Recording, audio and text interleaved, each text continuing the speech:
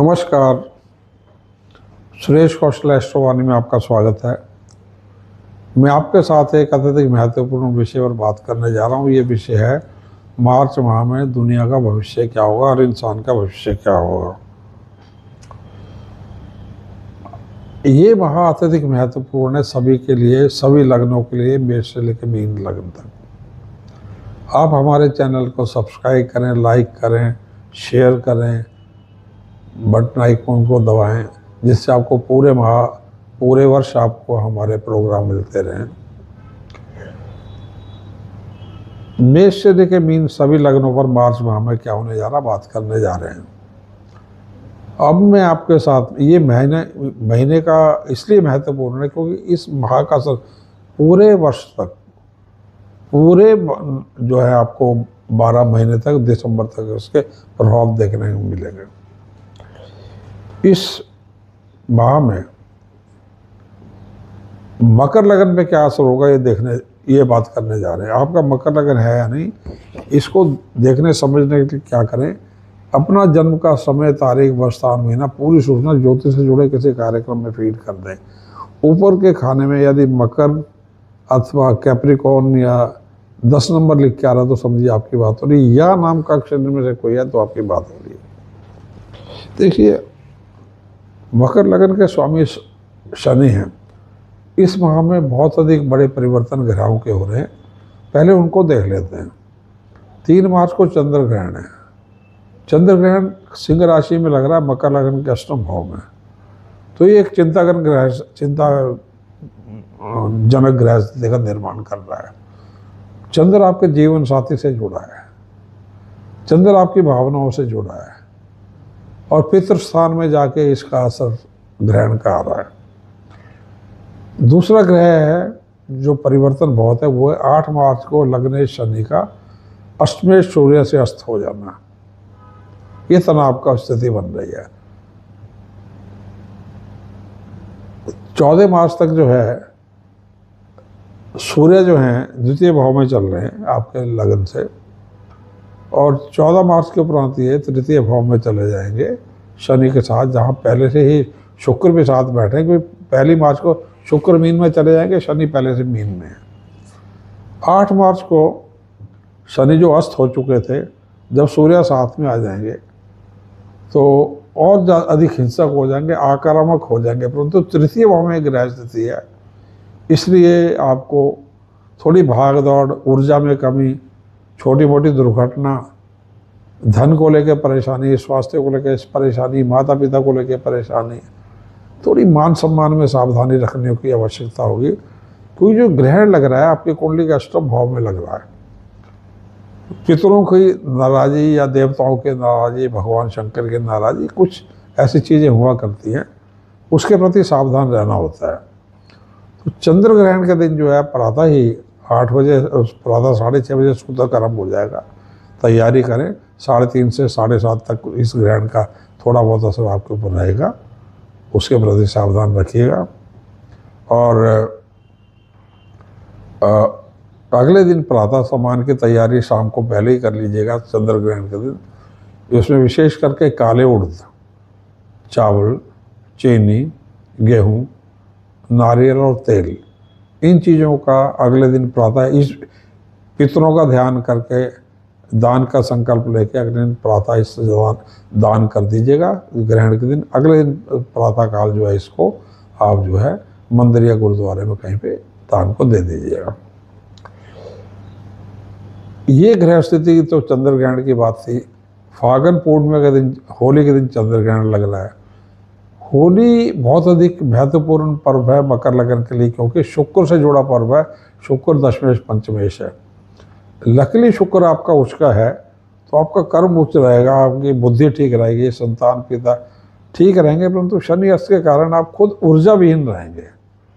कुछ ना कुछ जो है अष्टमेश चंद्र की जो स्थिति चंद्र ग्रहण की बन रही है, कुछ परेशानियां व्यापार, जीवन साथी, प्रेम संबंधों को लेके, शेयर मार्केट में घाटे को लेके हो सकती हैं, संपत्ति को लेके हो सकती है। मंगल जो है चतुर्थेश एकादशेश अस्त चल रहे हैं, मंगल वो खराब चल रहे हैं। इसलिए पहली बात तो ये है कि पहले तो ग्रह खराब है, ऊपर से आप अपनी वाणी पे नियंत्रण रखिएगा।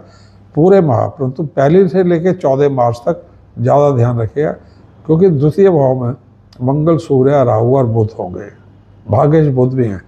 अपनी वाणी से, अपनी भाषा से, अपने खान पीन से आपने अपना भाग्य खराब कर लिया, ये नहीं होना चाहिए। हाँ, अपने मन को नियंत्रण में रखिएगा और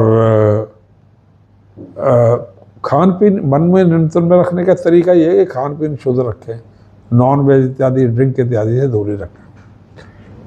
धन की कोई कमी नहीं रहेगी, परंतु नई संपत्ति को खरीदना, संपत्ति को बेचना, इन चीज़ों से थोड़ी सी दूरी रखिएगा इस माह में। यदि आपको कुछ करना ही है तो पैतृक संपत्ति को लेकर, संपत्ति को लेकर यदि कुछ करना ही है तो 14 मार्च के उपरांत करें। नवरात्रों में विशेष रूप से आप सचेत रहिएगा, क्योंकि नवरात्रों से जुड़ी जो भक्ति दुर्गा हैं उनके ग्रह मंगल चल रहे हैं, और नवरात्रों से जुड़ी जो दूसरी देवी हैं सरस्वती, उनसे जुड़े ग्रह शुक्र वो उत्तम चल रहे हैं। और तीसरी जो हैं नवरात्रों से जुड़ी देवी लक्ष्मी, वो द्वितीय भाव में बुध लगातार चल रहा है। तो नवरात्रों में देवी का आशीर्वाद आपको मिलेगा। इसलिए 14 को मैंने कहा सूर्य राशि बदल के मीन में तृतीय भाव में आ जाएंगे, शुक्र और शनि के साथ होंगे। 19 मार्च को नवरात्र शुरू होंगे। देवियों की मैं आपसे बात कर रहा था, 26 मार्च तक चलेंगे। 26 मार्च को रामनवमी का दिन है, भगवान राम का जन्म हुआ था उस दिन। और नवरात्रों में पहला जो नवरात्र अक्षय है, एक नवरात्रा कम है पहले वाला। 19 से 26 तक टोटल नवरात्रे हैं। और संवत 2083 का भी जो है आरंभ हो रहा है 19 तारीख से ही। रौद्र नाम का संवत है, ये चलेगा। धन को लेके क्रोध ना करेगा, नवरात्रों में देवी की पूजा करिएगा, नई संपत्ति इत्यादि से बचेगा। लोहा, सीमेंट, हार्डवेयर, रियल एस्टेट, कला, साहित्य, संगीत, मीडिया, एडवर्टाइजिंग, विशाल का इंडस्ट्री और व्यापार, उसमें ग्रह स्थिति शुभ रहेगी, उत्तम रहेगी। शेयर मार्केट में थोड़ा संभल के चलेगा। यदि आप बड़े व्यापारी हैं तो बड़े शेयर खरीदना, बेचना या नया पब्लिक इशू निकालना, ये इस माह में इस चीज़ से बचेगा। इनफैक्ट फाइनेंशियल केयर आपको 8 मार्च से लेके 11 अप्रैल तक करनी होगी इस माह में। तो लोहा, सीमेंट, रियल एस्टेट हो गया। इंपोर्ट एक्सपोर्ट में विशेष सावधानी रखनी होगी, क्योंकि चंद्र ग्रहण अष्टम भाव में लग रहा है।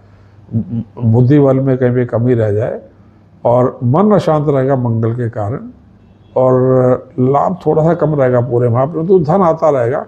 तृतीय भाव में सूर्य, शुक्र और शनि के ग्रह जो मूवमेंट है, इनिशिएटिव, मान सम्मान बना रहेगा आपको सिर्फ जो है पिता से या अपने सुपीरियर्स से उनसे झगड़ा नहीं करना। भगवान के प्रति कोई वाणी में गिरावट ना आनी चाहिए, क्योंकि द्वितीय भाव में बुध है और चंद्र ग्रहण जो अष्टम भाव में लग रहा है। कई दफ़ा ना संयोग से आपके मुंह से ईश्वर के प्रति असम्मान, इस प्रकार के शब्द निकल जाते हैं जो आपको परेशान कर सकते हैं। तो ईश्वर के प्रति सावधानी रखिएगा, झगड़ा करने से बचिएगा। जैसे मैंने बोला मीडिया, एडवर्टाइजिंग, रियल एस्टेट इत्यादि, परंतु विदेश व्यापार में या विदेश में पढ़ाई के लिए, इन चीज़ों के लिए ग्रह स्थिति थोड़ी ठीक है, परंतु विदेश में पढ़ाई के लिए MBA हुआ, लॉ हुआ, इकोनॉमिक्स हुआ या कंप्यूटर इंजीनियरिंग आदि हुई, इनके लिए ग्रह स्थिति उत्तम रहेगी। सिर्फ मीडिया हुआ, फौज, पुलिस, सिक्योरिटी, इंटेलिजेंस, इनसे जुड़े लोगों को सावधानी। चिकित्सा, डॉक्टर हो गए, physiotherapist, chemical engineering, electrical engineering, इन क्षेत्रों में लोगों को सावधानी रखनी होगी। भाषा, खान पीन, व्यवहार में नियंत्रण, मन में शांति रखनी होगी। इस लग्न के लोग नीलम, हीरा और पन्ना तीनों रत्न धारण कर सकते हैं, परंतु नवरात्रों में धारण करें, अन्यथा नीलम हो सके तो आप धारण ना करें। नीलम के लिए आप जो है अप्रैल माह में कोई और दिन देख लीजिएगा। नीलम को इस माह में शनि खराब चलेंगे, धारण ना करें, क्योंकि यात्रा भी करनी होती है और ईश्वर का कुछ ऐसा चमत्कार होता है कि भाई आपने नीलम डाला, छोटा मोटा आपको कुछ नुकसान हो गया, आप ऐसे वहम में पड़ेंगे जीवन भर डाल नहीं पाएंगे। और इस माह में मछलियों के लिए भोजन देते रहें, आदित्य हृदय स्तोत्रम इसका जाप करते रहें, विष्णु सहस्त्र नाम करते रहें। भगवान शुक्र के लिए तो देवी भक्ति का जो है मंत्र जो होता है, द्वितीय चरित्र विष्णु सहस्त्र नाम का वो जाप करते रहें। ओम ऐं क्लीं चामुंडाय इस मंत्र का जाप करते रहें। ओम प्रा प्री प्रा शाशाने नमः इसका करते रहें। यदि लंबी बीमारी है, हृदय रोग इत्यादि की समस्या चल रही है, तब महामृत्युंजय आदित्य सूत्रम या महामृत्युंजय इसका मंत्र आप कर सकते हैं। महामृत्युंजय इस प्रकार है। ओम जो सह भूर्वा स्वाहा त्र्यंबकम यजमय सुगंधि पुष्टि वर्धनम उर्वारोपि बंधनान मित्य मुक्षि महामृतात् भूर्वा स्वर जोसा हो। और एक जो मंत्र है वो इस प्रकार है, शनि गायत्री, क्योंकि बृहस्पति की स्थिति थोड़ी निर्बल है। शनि गायत्री वो इस प्रकार है। ओम सूर्य पुत्राय विद्महे मृत्यु रूपाय धीमहि तन्नो सौर्य प्रचोदयात् इस मंत्र का जाप करते रहें। सूर्य नमस्कार योग करने अत्यधिक लाभकारी रहेगा और अनुलोम विलोम इत्यादि करना अत्यधिक लाभकारी रहेगा। कपालभाति इत्यादि। गर्भवती स्त्रियाँ जो हैं वो योगा इत्यादि अनुलोम विलोम और कपालभाति से ग्रहण के दिनों के आसपास बचेगा। जैसे मैंने बोला उस दिन दान कर दीजिएगा। मछली को भोजन देना, खान पीन मांसाहार इत्यादि में सचेत रहना, शेयर मार्केट से दूरी बनाए रखना और नए व्यापार को बिल्कुल आरंभ नहीं कर सकते। प्रेम संबंधों में चंद्र ग्रहण के कारण धोखा लगना, जीवन साथी के स्वास्थ्य में परेशानी होना, ये छोटी मोटी समस्याएं जो उपाय बताएं उनको करते रहिए।